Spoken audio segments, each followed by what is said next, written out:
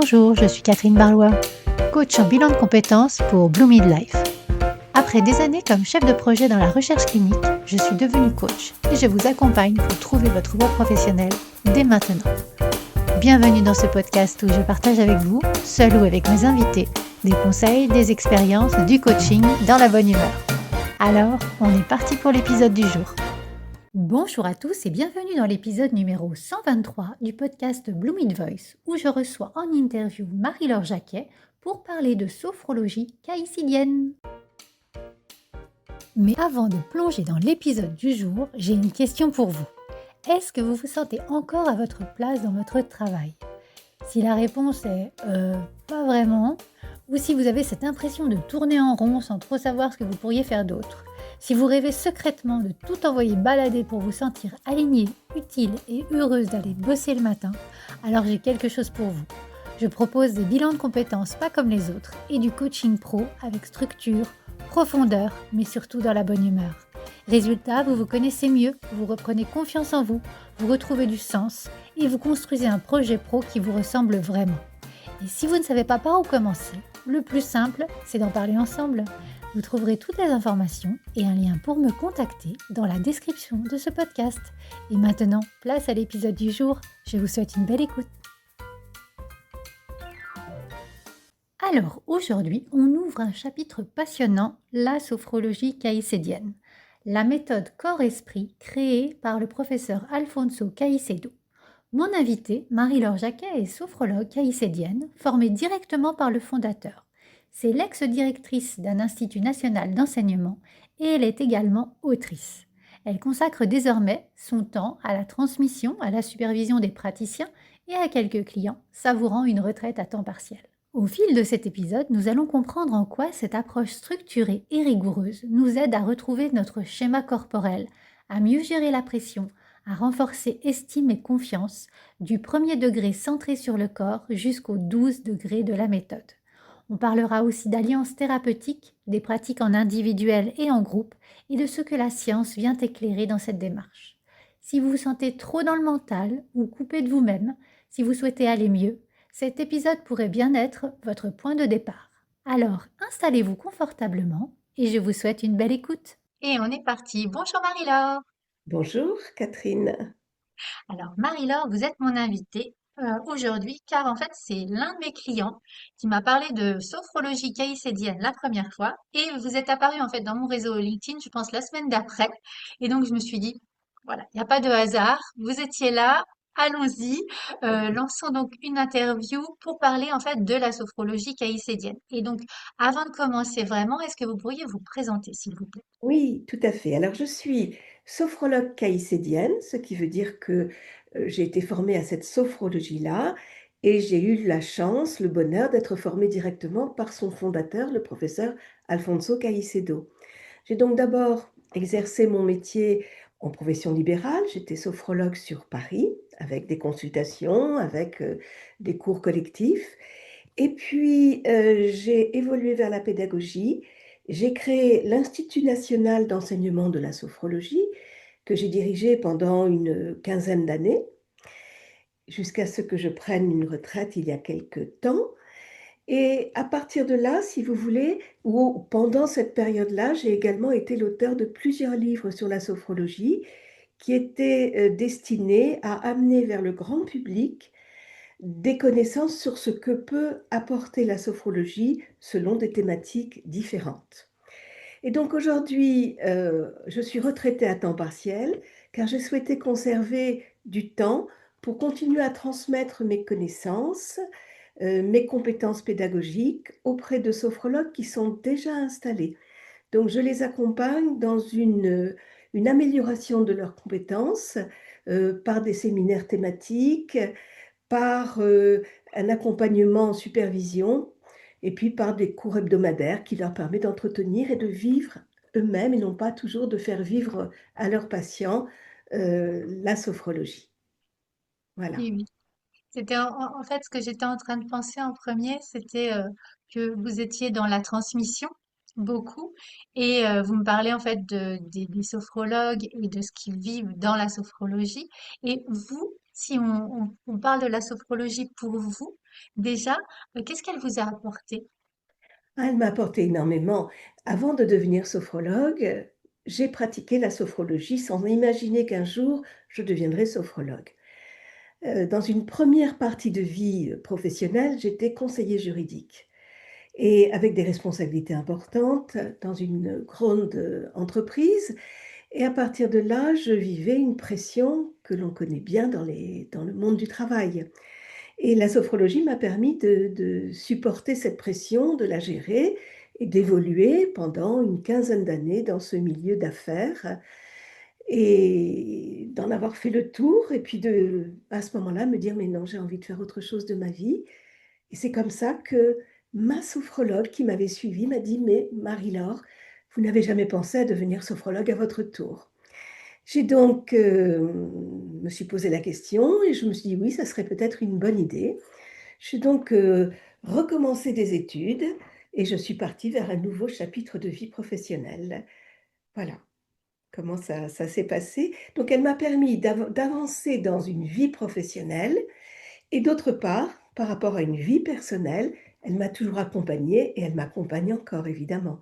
Parce que l'un des objectifs de la sophrologie, peut-être le plus important, c'est d'apprendre à se connaître et donc d'apprendre ce pourquoi nous sommes faits par rapport aux richesses que nous possédons intérieurement et par rapport à la découverte de notre essence profonde qui détermine ce que nous sommes réellement et non pas ce que notre culture, notre famille, notre société aurait voulu que nous soyons.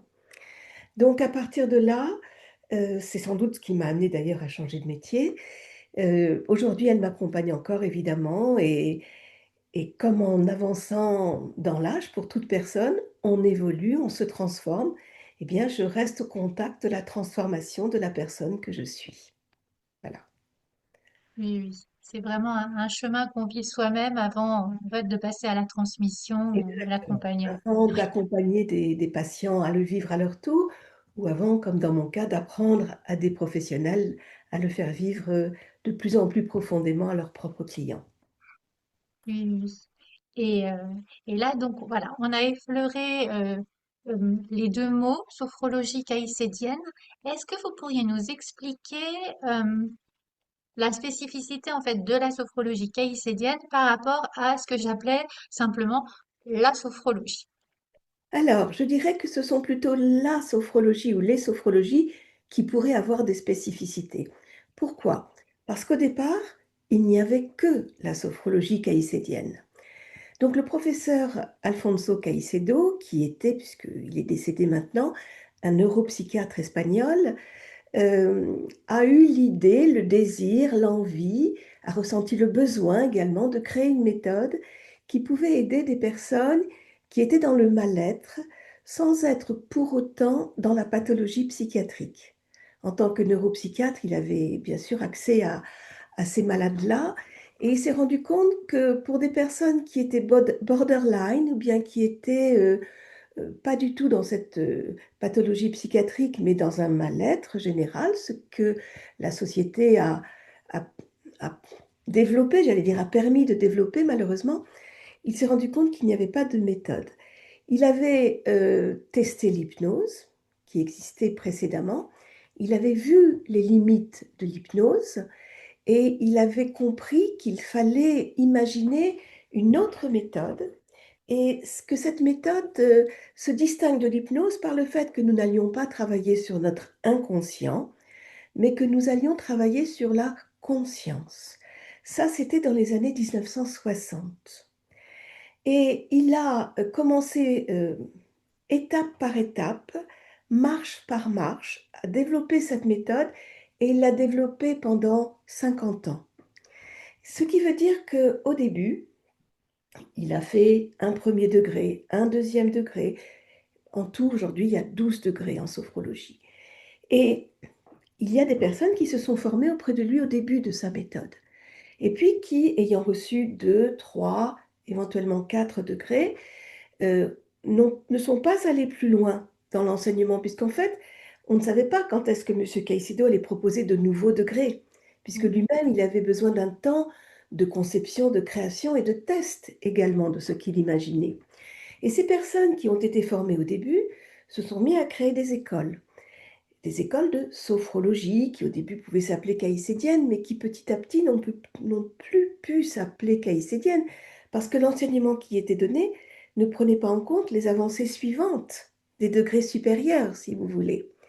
Et c'est là qu'a commencé à apparaître une sophrologie qui s'appelait sophrologie, mais qui n'était plus basée sur la sophrologie caïcédienne, ou en tout cas qui restait basée, on va dire, sur les 3 premiers degrés de la sophrologie caïcédienne, et non pas sur les 12 degrés de la méthode, sachant qu'il a mis à peu près 25 ans à créer ces 12 premiers, ces 12, même plus que ça, ces 12 premiers degrés. Puis ensuite, dans les années 2000, il a proposé une réactualisation de la méthode, avec un mode de travail différent et une approche qui a été beaucoup plus biologique. Ce qui fait que les personnes qui avaient arrêté dans les années précédentes ou les personnes qui n'ont jamais été se réactualiser auprès du professeur Caicedo, ce que nous pouvions faire chaque année parce qu'il nous donnait des universités d'été chaque année, eh bien, ces personnes et leurs écoles sont progressivement euh, ont pris une distance de plus en plus importante avec la sophrologie caïcédienne. Voyez?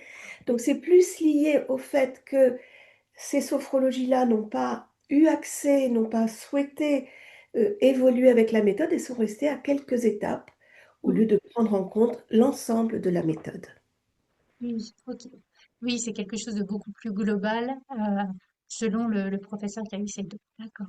Bien sûr, Et, et donc là, en fait, l'expérience de mon client va nous servir de fil conducteur. oui, Et donc, il m'a confié en fait que cette méthode l'avait sauvé à une période où il se sentait dissocié de son schéma corporel. Est-ce que oui, vous pourriez nous dire un petit peu pourquoi le lien au corps est aussi central dans cette approche? tout à fait. On dit de la méthode de la sophrologie caïcédienne qu'elle est une méthode corps-esprit. Tout à l'heure, je vous ai dit qu'on allait travailler en sophrologie sur la conscience et non pas sur l'inconscient. La conscience, c'est une énergie que nous portons en nous. Évidemment, ce n'est pas un morceau anatomique de notre corps, c'est une énergie que nous portons en nous, mais cette énergie est composée de 3 éléments distincts et qui se complètent et qui, pour que nous soyons bien dans notre quotidien, doivent être équilibrés. Ces 3 éléments sont le corps, la pensée et les émotions. Alors, souvent, on réunit pensée et émotion sous le terme esprit. C'est pour ça qu'on va parler d'une méthode corps-esprit. Mais en fait, il faut bien distinguer émotion et pensée, qui sont de registres différents. Donc, vous voyez en tout cas que le corps est très important. Et le corps, en sophrologie, va être activé dès le début de la méthode. Cela, M. Caicedo l'a bien compris, parce qu'en fait, quand il a créé sa méthode, il s'est inspiré d'autres disciplines qui existaient déjà, notamment en Asie, qu'il avait été exploré, et il a commencé par explorer en Inde le yoga. Il est allé se former auprès de yogis, de grands yogis, et il a découvert la puissance du travail sur le corps. Et il a considéré que cette approche du corps devait être absolument présente dans la sophrologie. À chaque fois que je dirais sophrologie, ça veut dire sophrologie caïcédienne, Mhm. évidemment. Donc, lorsqu'il a créé son premier degré, il a tout de suite mis des exercices corporels. Ces exercices corporels se font en position debout ou en position assis. Déjà, il faut comprendre qu'en sophrologie, on ne travaille jamais en position allongée, ce qui la distingue de la relaxation simple. hein. Pourquoi? Parce qu'il fallait une méthode qui soit utilisable dans la vie de tous les jours. Je ne suis pas bien au bureau, je ne peux pas me dire à mes collègues du bureau, excusez-moi, je vais m'allonger sur le sol quelques instants. Je ne suis pas bien dans un transport en commun, idem. Donc, toute sa méthode est conçue sur un travail de posture, et les postures changent en fonction des degrés, soit une posture assise, soit une posture debout, mais pas allongée. On peut éventuellement revenir dans la posture allongée pour ce qu'on appelle l'adaptabilité de la posture, pour quelqu'un qui serait malade, pour une femme très enceinte, pour quelqu'un qui aurait des problèmes de douleur physique dans le corps. C'est possible dans ce cas-là. Mais la base, c'est assis ou debout, c'est-à-dire posture du quotidien. Donc, à partir de là, le corps a tout de suite pris beaucoup d'importance. Il a créé des exercices qu'on appelle les exercices de la relaxation dynamique du premier degré. Le mot relaxation dynamique va être utilisé dans les 12 degrés de la méthode. Donc, relaxation, pourquoi? Parce qu'en effet, on va se détendre. Et on peut très bien se détendre en position debout. On peut très bien se détendre en position assise en ayant un dos très décollé de la chaise, hein. C'est tout à fait compatible. Et si vous voulez, dans cette approche corporelle, il a ajouté autre chose, évidemment, qu'il a pris au yoga, mais qui existe dans de nombreuses autres disciplines, qui est la respiration. Alors la respiration, elle se fait où? Elle se fait dans le corps. Donc le corps est très présent. On utilise son corps, pas, enfin, toujours dans le sens où il y a toujours de la respiration. Les mouvements du yoga dont je vous parlais, c'est pour le premier degré. Après, on évoluera autrement. Le travail sur le corps n'est pas le seul travail, évidemment, on va travailler aussi avec l'esprit. Peut-être en parlerons-nous tout à l'heure. Donc, si votre patient, votre client, la personne dont vous évoquez le contact, vous a dit ça m'a fait beaucoup de bien parce que j'ai retrouvé mon schéma corporel, ça veut dire qu'il s'est retrouvé corporellement. Et qu'est-ce que ça fait de se retrouver corporellement? C'est qu'on prend conscience que l'on peut compter sur son corps. Le corps devient une aide pour avancer dans ses projets. Or, il y a plein de gens, plein de personnes qui ne pensent pas que le corps peut être une aide.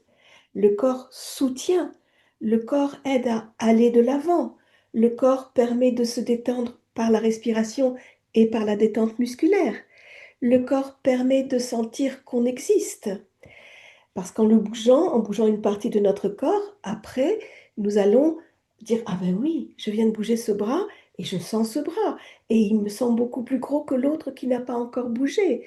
Donc quelque part, il nous redonne une conscience de nous-mêmes. D'autant plus que cette conscience de nous-mêmes évolue avec le temps. Une femme enceinte, pendant la période de sa grossesse, va avoir une conscience corporelle différente de ce qu'elle était avant et de qu'elle sera après. Une personne qui vieillit, c'est la même chose, il faut qu'elle avance en ayant conscience de son évolution corporelle et en l'accueillant et en l'acceptant, sinon elle sera très malheureuse. Quelqu'un qui, à la suite d'un accident, devient handicapé d'un seul coup, même chose. Et c'est là que la sophrologie va amener la conscience de ce que nous sommes corporellement, de façon positive. Parce qu'il faut bien comprendre que la sophrologie est une méthode qui ne travaille que sur le positif. Nous n'allons jamais traiter des traumatismes. Il y a d'autres disciplines qui sont faites pour ça. Nous, en sophrologie, nous ne travaillons que sur le positif. Le positif du passé, le positif du présent, le positif du futur. Hein, c'est notre ligne de conduite. Voilà. Oui, oui. Et alors, bien sûr, on va y revenir. Donc là, j'entends que avec le premier degré, on travaille vraiment sur l'ouverture au corps, qui Oui. va être porteur déjà pour nous-mêmes dans notre vie, mais également porteur pour les autres degrés. Et donc oui, en fait, mon client m'avait dit qu'il y avait une intégration à travers différents degrés. Est-ce que vous pourriez nous parler un petit peu des degrés autres, Que s'il vous plaît? chacun peut apporter, évidemment. Et c'est important, Caicedo considérait qu'on ne devenait sophrologue professionnel que lorsque nous avions fait les 12 degrés. Pour lui, un sophrologue professionnel doit faire 12 degrés. Or, ce n'est pas toujours le cas, on va dire, dans la formation professionnelle actuelle. Alors, le premier degré, vous l'avez compris, c'est je travaille sur le corps, je me découvre corporellement et je me dis, waouh, mon corps me porte, mon corps est une force. Le deuxième degré, c'est le travail sur l'esprit. Comment cela? Eh bien, notre conscience, qui est notre ce sur quoi nous travaillons, est divisé en une conscience interne et une conscience externe. La conscience interne, c'est, dans le premier degré notamment, ce que je ressens à l'intérieur de moi quand je me détends, quand j'ai bougé un bras. Vous voyez, c'est le ressenti intérieur. Mhm. La conscience externe, c'est la conscience que je ne suis pas toute seule au monde, qu'il y a autour de moi euh, un monde auquel j'appartiens. Et je vais, par la conscience externe, utiliser des, des neurones de mon cerveau qui me permettent de visualiser les choses. Je vais rentrer dans la visualisation. Et par cette visualisation, je prends conscience du monde dans lequel je suis. Parce que l'équilibre ne pourra se faire que si je suis conscient de ce que je suis et conscient qu'il y a un monde autour de moi. Donc, dans le deuxième degré, je vais apprendre à partir avec ma conscience externe à l'extérieur de moi, ce qui va me permettre de me voir dans une autre temporalité, ça veut dire dans le futur ou dans le passé, et plus au moment présent, alors que la présence du corps, c'est ici et maintenant, hein. Donc je peux partir avec mon esprit dans le futur, je peux partir dans mon esprit, avec mon esprit dans le passé, et je peux donc me voir également dans un autre espace temporel. Je me vois l'été prochain sur mon lieu de vacances, je me vois quand j'étais enfant dans un lieu où j'étais avec ma famille. Et ça, c'est rendu possible par la conscience externe. D'autre part, la conscience externe me permet de me regarder de l'extérieur. Donc, nous avons des techniques qui permettent de sortir notre regard pour ne plus voir ce qu'il y a devant nous, mais pour que ce regard à l'extérieur de nous se pose sur nous. Et ça sera une façon de se connaître encore plus et de se découvrir encore plus. Et on constate qu'au début de ces techniques, certaines personnes ont beaucoup de mal à se voir parce que c'est l'acceptation de soi qui rentre en jeu. Et il faut qu'on aille dans l'acceptation de soi, quitte d'ailleurs à constater qu'il y a des choses qui ne vont pas et qu'il faut modifier, hein. Par exemple, par rapport à une hygiène corporelle, par rapport à des addictions, par rapport... Donc, l'esprit, dans le deuxième degré, c'est je me regarde, je peux faire le tour de moi, je vois comme je suis, exactement comme je suis et non pas comme j'aimerais être.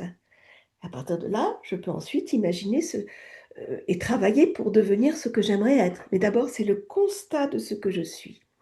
Et dans le deuxième degré, Caicedo nous apprend à nous diriger vers le futur, de façon à visualiser à l'avance des moments de réussite. C'est pour ça que la sophrologie est utilisée dans beaucoup de sports, par exemple, hein, pour aider à l'atteinte d'un objectif. Mais on va pouvoir l'utiliser également pour voir qu'on a réussi à arrêter de fumer, à arrêter de boire ou de se droguer, où on peut se voir ayant réussi un événement anxiogène comme un examen, comme une opération à l'hôpital, comme un traitement qu'on doit suivre. Donc, si vous voulez, on a cette capacité d'aller voir positivement quelque chose dont on n'est pas sûr qu'il se passera positivement. Mais en l'anticipant, on amène cette visualisation qui se fait derrière nos yeux fermés, on l'amène à être vue par des neurones qui, dans notre cerveau, s'appellent les neurones miroirs. Et ces neurones miroirs ont l'impression d'avoir réellement effectué cette réussite qu'ils visualisent. Ce qu'il fait qu'au moment où ils se trouvent dans la situation réelle, 15 jours plus tard, un mois plus tard, ils se disent: «Ah mais ça j'ai déjà fait, je sais faire». Et ça aide, si vous voulez, ça accompagne la réussite. Elle n'est pas garantie évidemment, hein, mais ça aide. C'est un soutien à la réussite, à l'atteinte de nos objectifs. Donc ça, Et c'est le deuxième degré. d'accord. Le troisième degré, eh bien, dans ce degré qui est inspiré, alors oui, le deuxième degré est inspiré du bouddhisme, Mhm. avec cette notion de contemplation. Je me contemple et au présent, je peux aussi me contempler dans le futur. Dans le troisième degré, là, Caicedo s'est inspiré du zen. Il est allé également au Japon, il a travaillé avec des maîtres zen et il a essayé d'en prendre certaines choses. Il a bien compris grande partie des choses n'étaient pas adaptées ou adaptables à des occidentaux, notamment au niveau de certaines postures pour les hanches, par exemple. Mais il a su très bien adapter cela en nous disant, ben, vous allez faire la même chose sur des chaises, puisque vous n'avez pas des hanches d'asiatiques, hein. Alors à partir de là, dans ce troisième degré, on travaille sur ce qu'on appelle la rencontre du corps, premier degré, et de l'esprit, deuxième degré. On les avait travaillés séparément dans le premier et le deuxième. Nous allons dans le troisième degré les aborder simultanément. Et c'est là qu'intervient la notion de se dire, on ne peut être heureux que si on traite à égalité le monde intérieur et le monde extérieur. Parce que si l'on ne pense qu'à soi, donc que le monde intérieur, on ne peut pas être heureux. Mais si on ne pense qu'aux autres, hein, eh bien, on ne peut pas non plus être heureux si on s'oublie.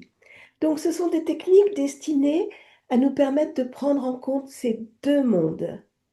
Et pour le prendre en compte, avec le troisième degré, on commence à apprendre à travailler les yeux entr'ouverts. Jusqu'à présent, on travaille les yeux fermés.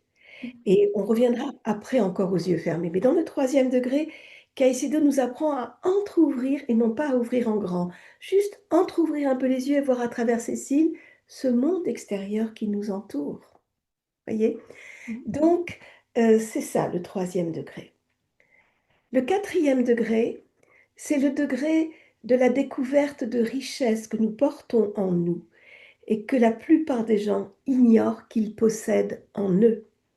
Ces richesses, Caicedo les nomme des capacités, des compétences, c'est synonyme, hein, ou et des valeurs.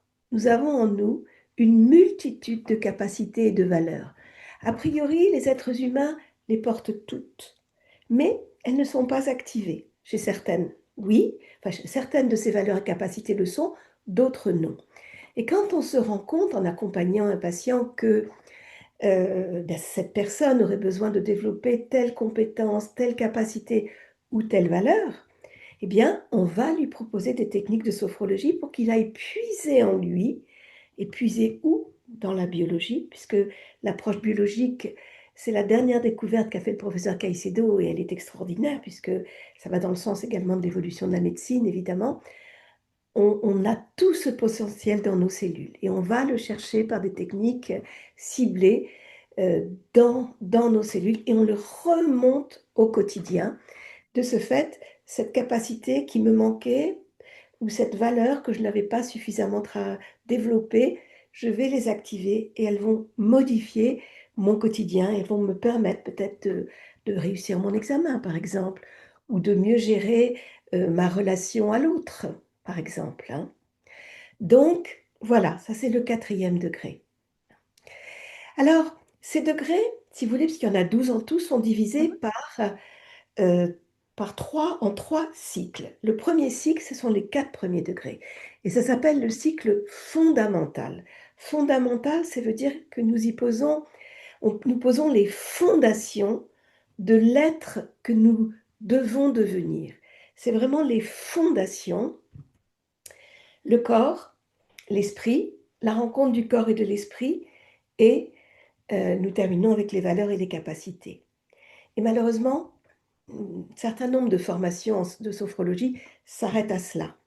Mais ça, c'est largement insuffisant pour devenir un sophrologue professionnel. Il faut ensuite passer au cycle suivant, qui va donc comporter les 4 degrés suivants, du 5 au 8, qui lui s'appelle le cycle radical. Et avec le mot radical, cela veut dire que nous allons descendre dans nos racines, hein. C'est-à-dire qu'on va changer de profondeur d'étude de nous-mêmes. Dans les 4 premiers degrés, on zoome sur nous avec un certain focus. Dans les 4 degrés suivants, nous allons zoomer encore plus et nous rapprocher encore plus de ce que nous sommes. Et ces 4 degrés suivants vont porter sur une approche de l'énergie que nous portons en nous. L'énergie, nous en disposons de plusieurs types, hein. Là, je ne peux pas vous faire un cours complet, évidemment, mais on va découvrir que ce n'est pas l'énergie en général que nous avons, mais 3 ou 4 formes d'énergie différentes qui vont nous aider chacune différemment. et qu'on a intérêt, en fonction de nos besoins, à travailler plutôt l'une, plutôt l'autre. En gros, nous avons les énergies du présent, nous avons les énergies du futur et nous avons les énergies du passé. Et c'est très intéressant de développer toutes ces énergies parce qu'elles nous aident justement à avancer dans une direction qui est ce que Caicedo appelle l'existence. Ce que cherche à faire Caicedo, c'est de nous amener de la vie. La plupart des êtres humains vivent, il y en a malheureusement qui survivent, mais vivent, et Caicedo veut les amener à exister. C'est le passage de la vie à l'existence. Exister, c'est vivre en sachant profondément ce que nous sommes et en respectant ce que nous sommes. Donc, tout ce chemin se fait. Donc, dans le deuxième cycle, ou cycle radical, dans le cinquième et le sixième degré, nous allons travailler sur les énergies du présent. Ces énergies se trouvent dans différents lieux de notre corps, mais sont principalement produites, si je puis dire, par l'énergie cardiaque. Donc, on va avoir un travail au niveau de l'énergie cardiaque, mais on va également le retrouver dans le cerveau, le retrouver au niveau des organes génétiques. Dans le septième degré, nous allons travailler sur l'énergie du passé. Et cette énergie du passé, on va l'activer principalement au niveau des organes génétiques, puisque c'est là qu'il y a les gènes, c'est là qu'on a conçu, c'est là qu'à notre tour on peut donner la vie, c'est là qu'on passe d'une génération à l'autre. Donc cette énergie du passé, on va se laisser amener vers elle, j'allais dire happer, enfin, quand on est en séance, on décide de rien, hein. C'est la conscience qui nous amène là où elle veut nous amener. Eh bien, nous allons remonter dans la phylogénèse, qui est l'histoire, non seulement de notre vie, mais qui est également l'histoire de la vie de tous les êtres vivants qui nous ont précédés, jusqu'à l'apparition de la première forme de vie sur la Terre, il y a 4 milliards d'années, parce que nous sommes porteurs de tout cela en nous. Et aujourd'hui, si nous sommes par exemple dépressifs, eh bien, ça peut être extrêmement enrichissant que d'activer cette énergie de vie qui a fait que les générations, les espèces animales, humaines et végétales se sont succédées, et récupérer de cette énergie de vie pour aider quelqu'un à remonter, si vous Mhm. voulez. Oui, oui. Donc, ça, c'est le septième degré. Et le huitième degré, c'est l'énergie cérébrale, l'énergie du cerveau. C'est une énergie qui a la capacité de se projeter dans le futur. Et cette énergie va nous permettre de nous projeter dans l'existence. Donc, ces 4 degrés, 5, 6, 7, 8, nous font travailler les différentes énergies afin que nous nous connaissions encore mieux, afin que nous les utilisions euh, de façon utile pour nous aider à aller mieux. Et c'est ce que la sophrologie va proposer. Et l'outil qu'on utilise là est un outil très intéressant, c'est le son. Nous allons faire du son, un peu comme il y a des mantras dans certaines disciplines orientales, et par un son qui peut être soit un son audible, on l'entend, soit un son silencieux, on le garde à l'intérieur de nous, va venir par ce son percuter nos cellules et récupérer et contacter et activer les énergies présentes à l'intérieur de toutes nos cellules et nous apporter au présent, au quotidien, ces énergies. Voilà pour le deuxième cycle. Il nous reste le troisième cycle. Donc les degrés, oui, je vous en Je me prie. permets juste, là, en fait, juste pour voir si j'ai bien, bien saisi déjà les deux premiers cycles. Donc, en fait, avec le premier cycle, c'est un peu comme si on faisait connaissance avec nous-mêmes, avec notre corps et avec notre environnement. Et ce que j'entends dans le deuxième cycle, euh, on va se servir de l'énergie pour incarner vraiment qui on est.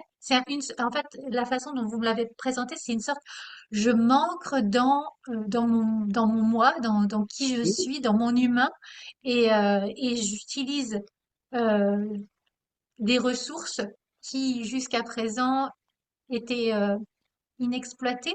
par peut-être Parce que méconnaissance? j'en ignorais l'existence. Mhm, Alors que tous d'accord. les êtres l'ont, mais on ne savait pas qu'on l'avait. Donc, ça n'était pas du tout exploité. Et donc, ça veut dire que je me connais encore mieux parce que je découvre que j'ai ces énergies en moi, si vous Mhm, voulez. oui. Alors, quand je vous ai dit qu'on zoomait pour ce deuxième Mhm, cycle plus profondément, j'aurais pu préciser que je zoome à un niveau cellulaire. Je rentre dans la cellule pour, pour m'observer. Dans les 4 premiers degrés, je m'observais à un niveau tissulaire. C'est-à-dire que je prenais en compte le fait que j'étais constituée de 4 tissus, la peau, les muscles, les os et les organes. Et je les prenais en compte, vous voyez, comme le corps est présent, hein, pour en revenir à l'une de mes premières questions, je m'observais à ce niveau-là. Dans le deuxième cycle, je m'observe au niveau cellulaire. Je rentre dans chacune de mes cellules profondément. Et j'y trouve le cytoplasme, la membrane que je traverse, le cytoplasme et le noyau. Et dans le troisième cycle, je vais zoomer encore plus. Et là, je vais zoomer pour rentrer dans le noyau. Ce qui veut dire que je vais m'observer à un niveau moléculaire. Et qui dit moléculaire, dire que je vais m'observer au niveau de mes chromosomes, au niveau de mon ADN. Je vais donc me connaître extrêmement profondément. Voyez? Et c'est pour ça que la sophrologie, qui n'est pas caïcitienne, en général ne fait travailler que 3 degrés, mhm, et n'a pas suivi cette évolution biologique extraordinaire. Et Caicedo a été un génie en imaginant de nous faire travailler de cette façon-là. Donc, dans le dernier cycle, les degrés 9, 10, 11, 12, je continue à me découvrir et dans mes molécules, je découvre une énergie encore plus puissante qui est porteuse de grandes valeurs, ce que Caicedo appellera des valeurs existentielles, comme la liberté existentielle, la responsabilité existentielle, la dignité existentielle, et je vais également travailler beaucoup sur la tridimensionnalité de ce qui m'entoure. Tout ce qui est autour de moi, je prends conscience qu'il a un passé, un présent et un futur. Que ce soit les êtres que je croise dans la rue, que ce soit la nature qui est devant moi, cette tridimensionnalité qui est la mienne, ça m'amène à me rendre compte que dans le troisième degré, j'ai oublié de vous préciser qu'on allait vers le passé, donc je le fais. J'ai travaillé sur ma propre tridimensionnalité dans les 4 premiers degrés. Et bien dans les 4 derniers, je travaille sur la tridimensionnalité du monde extérieur, de façon à le comprendre et à le connaître encore mieux. Et avec ces valeurs existentielles que j'aborde à un niveau moléculaire, j'arrive dans mon 12e degré avec la capacité de, de me projeter complètement dans le monde extérieur. Et ce monde extérieur, on peut l'élargir à l'univers. Et je vous assure que cela n'a rien d'ésotérique. C'est quelque chose de très concret et que vivre son quotidien en étant conscient qu'on est une molécule, un ensemble de molécules qui appartient à l'univers, mais qui pour autant ne fusionne pas, c'est-à-dire ne disparaît pas dans l'univers et conserve toute son unité, est extrêmement intéressant et ouvre et donne un champ d'approche de la vie quotidienne très différente. Voilà, donc ce dernier cycle s'appelle le cycle existentiel. d'accord. Est-ce que, alors, vous allez me dire si j'extrapole un peu, mais est-ce que ce troisième cycle, euh, vous me parlez d'être reconnecté à l'univers, est-ce que ça connecte pas en fait toujours l'humain que nous sommes aux autres humains avec plus peut-être de tolérance, plus de d'ouverture? C'était le souhait de Monsieur Caicedo. D'accord. Il avait dans la création de cette méthode, d'une part, le désir d'aider les gens individuellement à se sentir mieux dans leur vie de tous les jours, mais également à les rendre plus ouverts aux autres, plus tolérants, plus dans le partage, si vous voulez, hein. Et il était un peu désespéré de voir la société dans laquelle nous vivions. Il avait une expression, il disait: «Nos sociétés, vivent une maladie de masse», et il espérait que sa méthode allait aider, à diminuer. Alors les gens qui pratiquent la sophrologie et qui sont en toute conscience de ce qu'ils sont et de ce que le monde qui les entoure, vont être plus positifs. Donc c'est ce travail de positif qu'il a proposé, hein. Mais en effet, alors c'est peut-être utopique parce qu'il faudrait que ça soit une tellement grande échelle, mais il était un peu désolé et désespéré de la façon dont les sociétés fonctionnaient sur la terre, quoi. Voilà. Ce que je vois en fait par rapport à votre approche, c'est que un peu comme d'autres approches qui peuvent aller vers un peu plus de positif dans le monde, c'est que chacun fait sa part Ah oui, et qu'on y va petit à petit et que on fera tache d'huile ou tache d'encre, je sais jamais, mais voilà, qu'on diffusera déjà autour de nous et que voilà. progressivement, ben, Mmh. on va vers un mieux, peut-être à une toute petite échelle et peut-être faudra le temps de plusieurs générations, mais voilà, je vois ça un petit peu comme ça avec une approche totalement optimiste, mais voilà. Accepter la différence de l'autre, Mhm. hein. Voilà, accepter la différence de l'autre. Oui, oui. Et par rapport à ce que vous venez de dire pour le troisième cycle, où vous avez dit c'est absolument pas ésotérique. euh, quand j'en ai parlé avec mon client, il a vraiment insisté sur le côté rigueur scientifique. Il y a vraiment une alliance entre les deux et la façon dont vous nous avez présenté les choses, on sent tout le bagage scientifique. Bah, vous avez dit que le professeur Caicedo était neuropsychiatre, donc quelque chose d'ancré dans la réalité, mais pour porter encore mieux la méthode. Euh, et donc, par rapport à cette approche, quel est l'apport de la méthode scientifique vraiment dans Alors, l'approche de la sophrologie? si vous voulez, au départ, la méthode a réellement été scientifique, c'est-à-dire qu'il a fait des tests sur des patients. C'est pour ça qu'il a pu considérer d'ailleurs que la sophrologie ne devait pas être, enfin effectuée, ne correspondait pas aux besoins des malades psychiatriques, hein, et au départ, il espérait et puis il s'est rendu compte que non, la conscience d'un certain nombre de malades psychiatriques est une conscience qu'il qualifiait de fracturée. C'est une conscience fracturée et malheureusement, cette conscience ne pouvait pas être réparée. D'ailleurs, aujourd'hui, nous connaissons les limites de la psychiatrie dans la médecine, hein. Hem, donc à partir de là, si vous voulez, il a conservé une forme de rigueur scientifique, mais par la façon dont il a testé ces nouvelles techniques.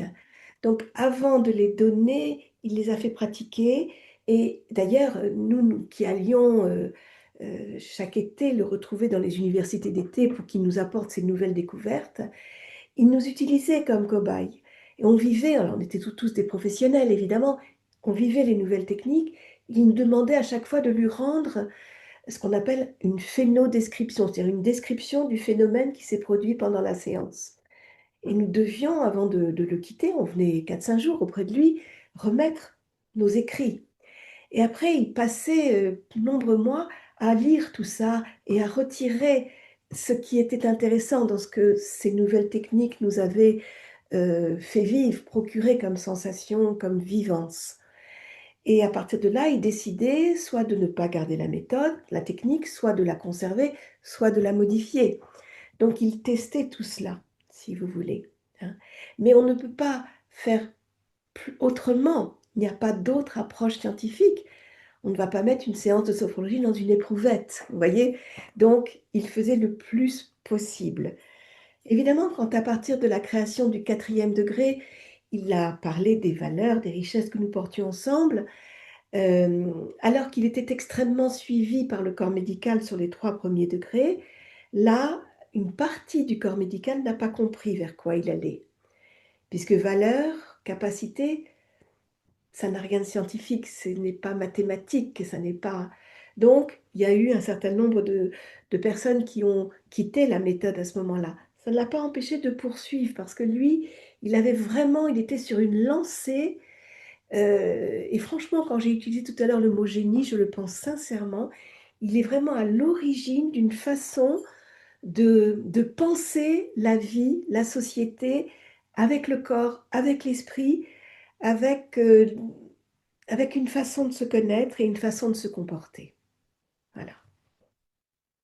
Et, euh, et donc là, par rapport à ces 12 degrés, si on Oui, revient à la personne que vous allez accompagner en tant que professionnel, oui. euh,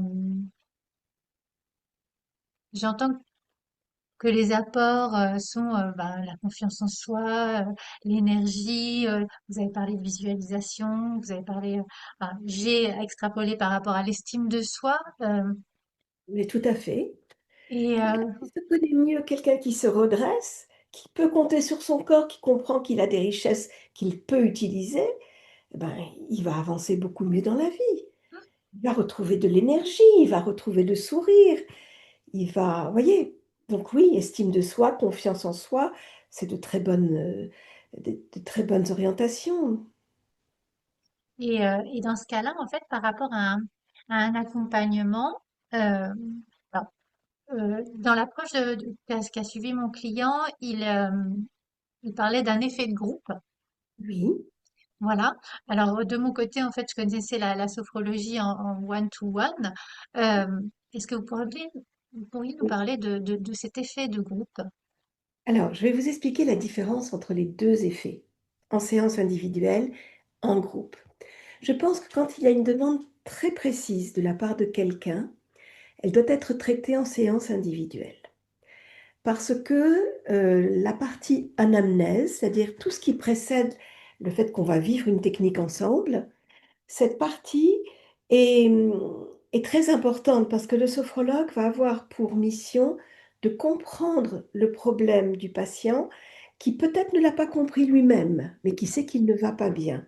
Donc il y a tout un travail d'analyse qui va se faire de la situation, du besoin, et qui va permettre ensuite au sophrologue de proposer un protocole correspondant exactement aux besoins de cette personne. En groupe, on va traiter plutôt le bien-être général. Voyez, comme vous pouvez aller une fois par semaine faire du stretching ou faire une discipline qui vous fait du bien, eh bien, pratiquer en groupe, là, vous allez sortir de votre séance, vous serez détendu, vous serez apaisé, vous aurez déposé le poids de votre semaine pour pouvoir en démarrer une autre. Donc, mais on ne rentre pas du tout dans les besoins de chacun. La technique qui va être animée pour le groupe va convenir, doit convenir à tout le monde. Et donc, on est beaucoup moins précis dans le suivi, l'accompagnement des difficultés des uns et des autres. C'est du groupe. Et alors, les effets du groupe, si vous voulez, qu'évoque votre client, peuvent venir, à mon avis, de deux choses. Soit parce que à la fin d'un cours en groupe, on donne un temps de partage de la phénodescription, donc je reprends ce... Et chacun, en tout cas ceux qui le souhaitent, parce qu'évidemment ça n'est jamais imposé, va dire ce qu'il a vécu dans sa séance.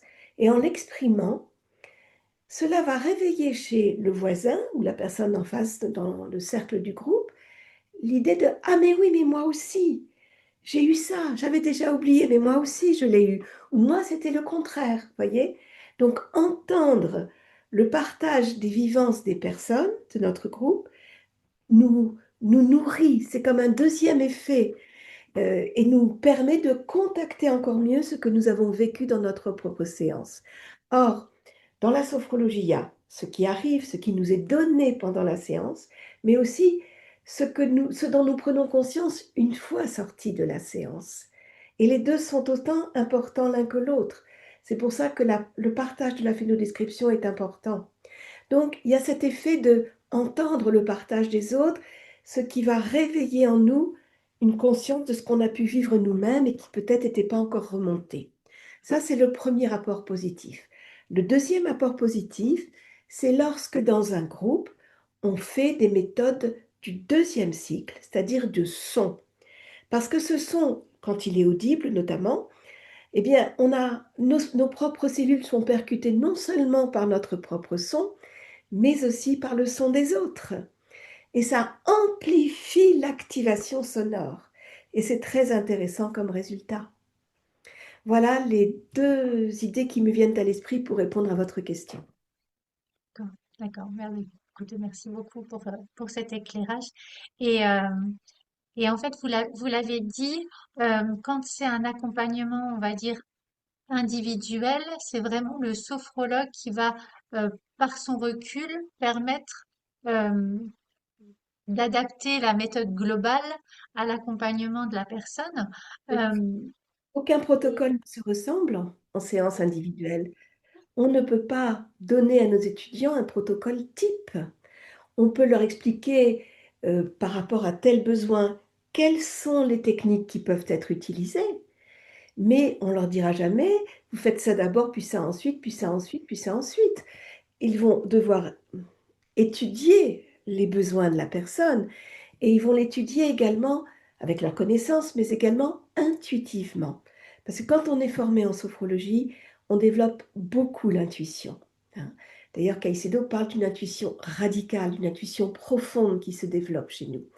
Donc, il y a ce que l'on apprend, mais il y a aussi ce que l'on ressent de notre patient en face de nous. Et à partir de là, il va falloir que nous plongions dans la boîte à outils, peut-être dans le tiroir qui s'appelle problème de sommeil, angoisse, phobie, etc., et qu'on aille chercher ce qu'il nous faut. Et si vous voulez, en gros, on a deux sortes de demandes. Les demandes qui consistent à accompagner quelqu'un à réussir à atteindre un objectif. La personne ne va pas mal, elle va plutôt bien, mais il y a quelque chose qui va se passer dans sa vie qui l'angoisse et qu'elle veut réussir. Donc on a toutes ces méthodes-là. Et l'autre partie, c'est aider quelqu'un qui ne va pas bien à aller mieux. Et là, nous serons dans une approche existentielle. C'est-à-dire que cette personne, il va falloir que nous l'aidions à comprendre qui elle est profondément et qu'on l'aide à comprendre vers quoi elle a besoin d'aller, vers quoi elle a profondément envie d'aller. Et il y a tout cet échange, donc cette anamnèse, qui est très intéressante et que nous faisons dans une relation de confiance, une relation d'égal à égal. La relation qui se joue en sophrologie, c'est une relation d'égal à égal. Elle se différencie en ça de la relation que nous pouvons avoir en psychanalyse, qui existe en psychanalyse, où on va avoir le psychanalyste qui est dans une position supérieure et l'analysant dans une position inférieure, avec une relation parent-enfant ou tout autre type de relation. Sophrologie, ça n'est pas du tout le cas, parce qu'on ne travaille pas du tout sur l'inconscient, on travaille sur la conscience. Donc nous sommes dans une relation d'égalité à égalité. Et même si j'accompagne un petit enfant de 5 ans, je suis égale avec lui. Je me mets à son niveau. C'est important, c'est très important de ça. Si l'on est dans cette relation d'égal à égal, se crée alors l'alliance. L'alliance, c'est ce qui fait, enfin, ce qui relie le thérapeute que nous sommes au patient, si vous voulez. Si cette alliance n'est pas créée, ça ne fonctionnera pas. Pour qu'elle soit créée, nous devons être dans une écoute euh, sans a priori, parce que la sophrologie s'inspire beaucoup de la phénoménologie. Ce qui veut dire que nous sommes dans l'accueil du phénomène et nous devons absolument travailler sans aucun jugement et accueillir ce que la personne a à nous dire, ne pas porter de jugement dessus.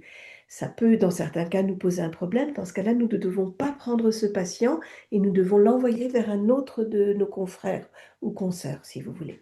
Mais d'égal à égal, dans l'alliance, sans a priori. Et c'est comme ça que nous allons pouvoir sentir ce dont cette personne a besoin. Et grâce au fait que l'on a des compétences, qu'on a bien été formé, on va pouvoir sortir de notre boîte à outils les outils qu'il faut.